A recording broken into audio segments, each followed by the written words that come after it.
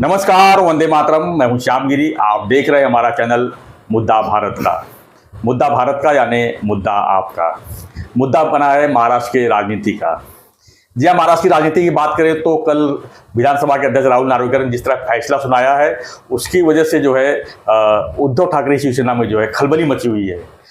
कुछ भी बोल रहे हैं, कुछ भी कर रहे हैं, कुछ भी वक्तव्य हो रहा है। जैसे कि अब वो सुप्रीम कोर्ट में जाएंगे। राहुल नार्वेकर जी ने शिवसेना का मतलब एकनाथ शिंदे का पूरा पक्ष रखा। उन्होंने आरोपी से मिले, इस तरह के आरोप लग रहे हैं। तो इन्हीं सब विषयों को हम चर्चा करेंगे। हमारे साथ में है सुभाष काले जी, जो राजनीतिक विश्लेषक भी है और सीनियर एडवोकेट भी है। हम इसे जानेंगे कि जो ये फैसला हुआ है किस बेसिक पे हुआ है, और इस फैसले के खिलाफ अगर उद्धव जी अगर सुप्रीम कोर्ट जाते हैं तो उनको किस तरह जवाब मिलेगा, और ये जो राजनीतिक जो उठापटक है कब तक चलेगा। सर, आपका स्वागत है एक बार फिर से हमारे चैनल में। आपका पहले मैं मुबारकबाद देता हूं। परसों ही हमने वीडियो बनाया था, आपने साफ साफ कहा था कि ये जो फैसला है ये शिंदे साहब के फेवर में आएगा और उद्धव जी को इसमें जो है कुछ भी हासिल होने वाली नहीं है। आपने साफ साफ कहा दिया था और वही चीज़ साफ साफ जो है कल क्लियर भी हो गया। तो सर ये बताइए कि जो फैसला हुआ है इसको क्या मानते हैं आप, किस बेसिक पर किया गया फैसला? जैसे मैंने बताया था कि राहुल नार्वेकर जी को कानूनी दायरे में रहकर जी प्रोविजंस जो है, कानूनी प्रोविजंस क्या है, क्या क्या हुआ है, क्या नहीं हुआ है, इस सब की चीज़ें, इस सब के मालूमात करके बाद में उनको निर्णय देना है। जी अभी आपने देखा होगा कि तीन निर्णय आए कल। जी एक निर्णय है कि शिवसेना किसकी, जी उसके ऊपर उन्होंने बोल दिया कि शिवसेना जो इलेक्शन कमिश्नर ने जो ऑर्डर की है वही सही है। जी वही सही है, और शिवसेना और धनुष्यबाण एकनाथ शिंदे को जो दिया हुआ है वो सही है, और मेरे हिसाब से भी शिवसेना शिंदे साहब के पास। दूसरा फैसला दिया कि जो 16 लोगों का, शिंदे गुट के 16 लोगों का डिस्क्वालिफिकेशन का था, उसके बारे में उन्होंने उसको अर्जी भी उद्धव ठाकरे गठ के खारिज कर दी। और तीसरा जो था कि जो 14 इनके थे उद्धव ठाकरे जी के, जो डिस्क्वालिफिकेशन पिटीशन उनका भी पेंडिंग था, उसको भी खारिज किया। तो अभी कभी लोगों को याद, जैसे उद्धव जी भी स्टेटमेंट करते हैं कि उनका अगर खारिज हो तो मेरा कैसे खारिज हो गया जी। तो इसमें ये पूरा जो दूसरा जो एप्लीकेशंस है, दोनों एप्लीकेशंस है, उसके ऊपर एविडेंस और टेक्निकल मुद्दा वो देखना जरूरत है, फैक्ट्स एंड फिगर। अभी इसमें क्या है कि जब विप है, दोनों विप के ऊपर डिपेंड है किसका। मैंने आपको पिछले वीडियो में बताया क्या, जिसका विप सही होगा उस आगे वाला, सामने वाला डिस्क्वालीफाई हो गया।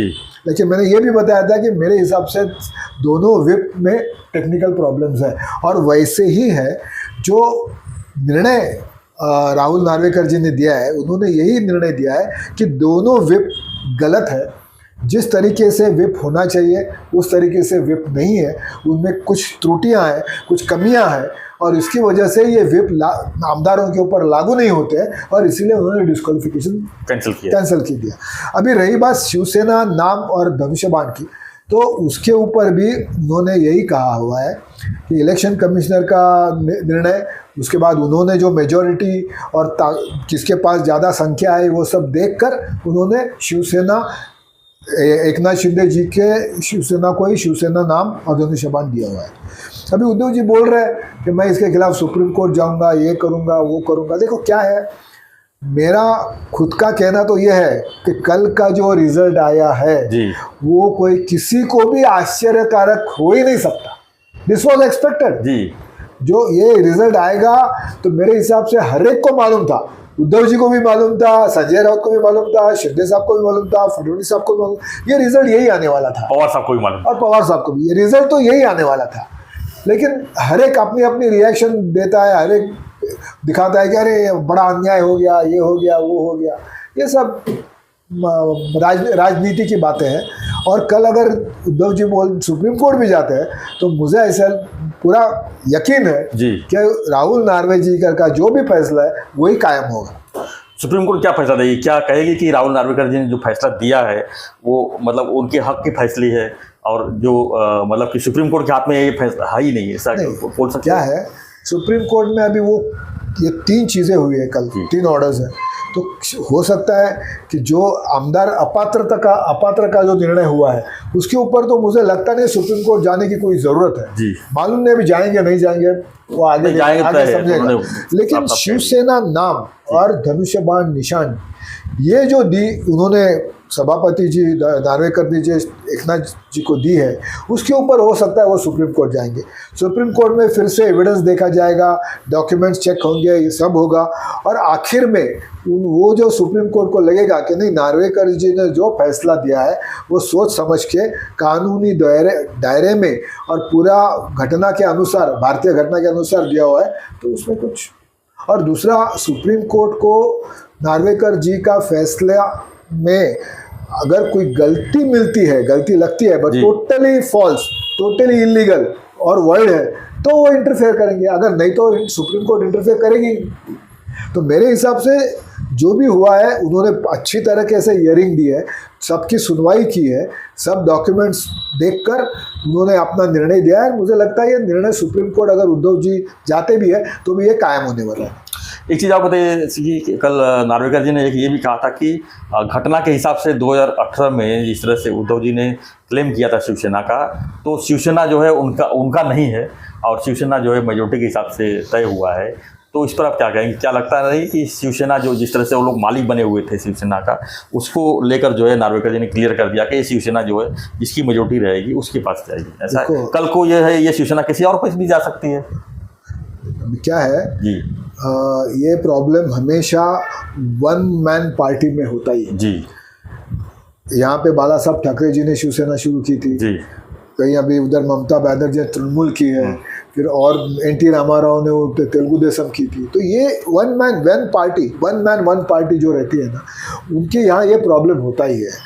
क्या है, भले ही वो दिखने को वन मैन पार्टी दिखती है, लेकिन यह हम जो हमारा देश है वो हमारे राज्य घटना के ऊपर चलता है, कानून तरीके से चलता है, और किसी भी राजनीतिक पार्टी को अपना अपना कॉन्स्टिट्यूशन यानी अपनी अपनी घटना तैयार करनी होती है, और वो घटना डेमोक्रेसी के जैसे ही होनी चाहिए। कल ऐसे ही अगर आप घटना बनाएंगे कि ये पार्टी फलाना आदमी की है और वो सुप्रीम है, तो वो मानेगी नहीं, अपने वो राज्य घटना में वो बैठता ही नहीं है।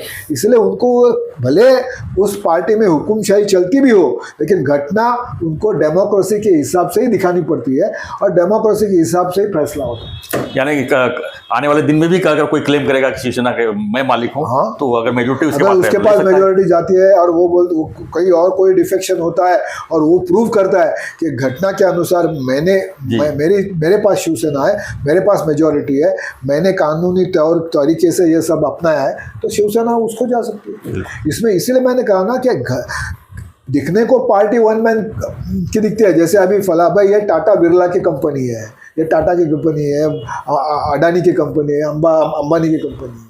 वैसे ये डेमोक्रेसी में नहीं है। जी। डेमोक्रेसी में घटना के अनुसार ही होगा, और घटना के अनुसार अगर कोई भी ऐसे पार्टी निकाल, कल मैंने सोचा, यानी साफ शब्दों में अगर कहें कि कोई जो है पार्टी का मालिक नहीं बन सकता है। कोई भी भले दिखने को दिखता है कि ये पार्टी इसकी है जी, ये पार्टी शरद पवार की है, ये पार्टी बाला साहब ठाकरे जी की है, ये पार्टी ममता, वो दिखने में दिखता है, लेकिन डेमोक्रेसी के अनुसार वो मालिक नहीं हो सकता। मतलब ठीक यही नियम मेरे ख्याल से शरद पवार जी के ऊपर भी लागू होगा। आने वाले दिन में अजीत दादा भी यही फैसला लेंगे। अजीत दादा के बारे में भी फैसला यही आने वाला है और ऐसे ही आने वाला है, और इसलिए उसमें कुछ आश्चर्य रखने, मतलब आने वाले दिन में देश में जितने भी राजनीतिक पार्टियां हैं उनके साथ में कहीं ना कहीं कुछ, मतलब अब वो कंफर्म नहीं है कि ये किसी के साथ भी ऐसा नहीं हो सकता ऐसा। हाँ, नहीं, इसलिए मैंने कहा ना कि काफी चीजें आगे देखने को मिल सकती है। पत्रकारों की, लोगों की और ये नेताओं की मानसिकता जो है ना जी, वो अभी भी ये हुकुमशाही की तरफ है। ये डेमोक्रेटिक देश है हमारा, सेक्युलर डेमोक्रेटिक कंट्री है, यहाँ पे डेमोक्रेसी चलती है और उस हिसाब से ही होगा। कल कोई भी क्लेम करेगा कि ये मेरी अपनी पार्टी है तो ये हो ही नहीं सकता। जी बिल्कुल। जो मेजॉरिटी लेके आएगा, जो लीडर बनेगा, जो मेजॉरिटी जिसके पीछे है, वो उस पार्टी का नेता, ये क्लियर कट है।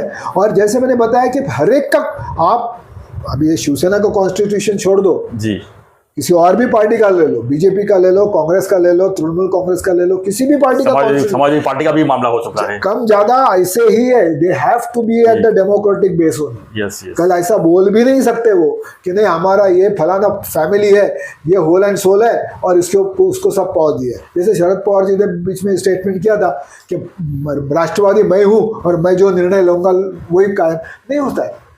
कॉन्स्टिट्यूशन के हिसाब से वो गलत है। राष्ट्रीय कार्यकारिणी जो फैसला लेगा वो मान्य होना चाहिए। पार्टी के हिसाब से, घटना के हिसाब से, पार्टी की घटना के हिसाब से जो फैसला होगा वो अंतिम होगा।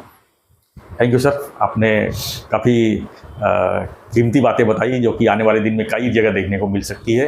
यानी ये तय है कि शिवसेना जो है या कोई भी स्थानीय पार्टी जो है किसी की जो है प्रॉपर्टी नहीं है, ये तय हो गया है कल के डिसीजन की बात। लेकिन अब सवाल ये उठता है कि क्या उद्धव जी सुप्रीम कोर्ट जाएंगे और उनको दोबारा जो है शिवसेना का हकदार मिल सकता है, ये सब आने वाला समय बताएगा।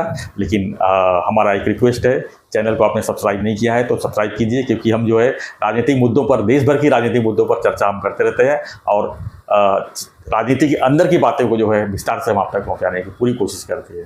तो आपको हमारा चर्चा कैसा लगा कमेंट बॉक्स में जरूर लिखिए और बने रहिए हमारे साथ, देखते रहिए हमारा चैनल मुद्दा भारत का। धन्यवाद सर, धन्यवाद, जय हिंद।